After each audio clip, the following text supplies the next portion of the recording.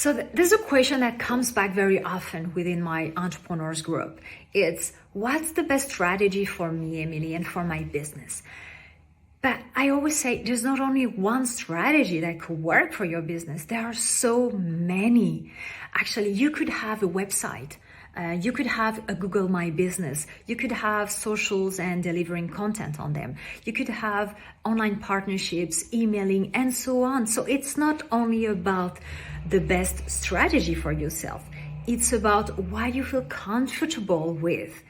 Where do you want to go? What do you want to do? Who do you want to be? So first of all, make sure to write down your goals, to structure them, to have 5 years goals and 3 years goals and 1 year goal and 6 months goals, and then to see where you feel more comfortable, and then you choose accordingly to depending on yourself, on what you really need. If you want to live abroad, if you need more human contact and going to entrepreneur groups, you see, physical groups and so on. So you actually need to think about your business first to see to check what you really need, and then you can start drafting a strategy for yourself. But it's really hard for me to say, look, this one is the right one, this is not the right one. Or we need to work on a one-on-one coaching program. But really, you need to think about yourself first, what you want to achieve, what your business is going to be,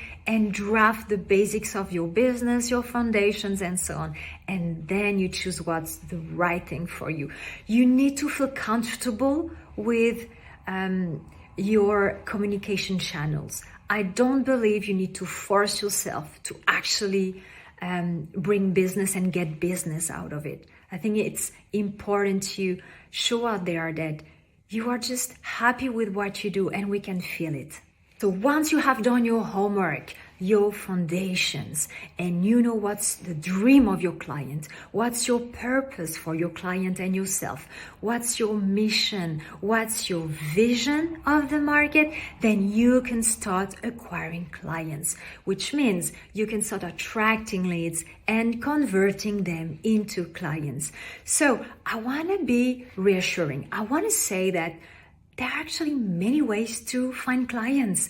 And there's not a recipe, like a miracle recipe, that will provide a specific number of clients. So the good thing is, depending on what you like, what you feel comfortable with, you will be able to get clients in many ways. So it could be delivering content online on the social you like, could be Instagram, LinkedIn, TikTok, or YouTube. It could be using emailing and newsletter. It could be having a website and working on your SEO.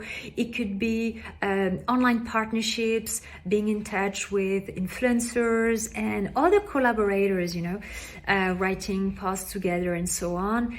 And it could be advertising. It could be so many things. So what I would advise is choose what you feel comfortable with and set a nice communication on your favorite channel. So find your channel, find a way you feel comfortable, and that's how you start.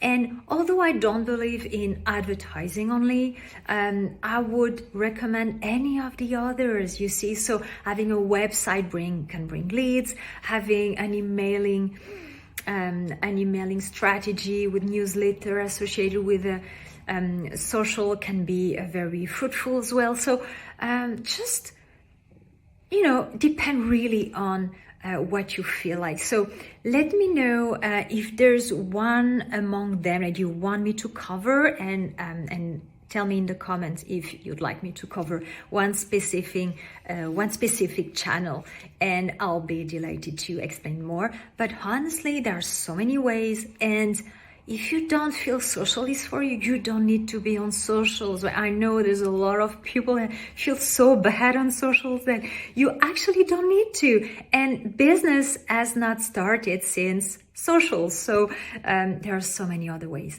Good luck to you, and talk to you soon.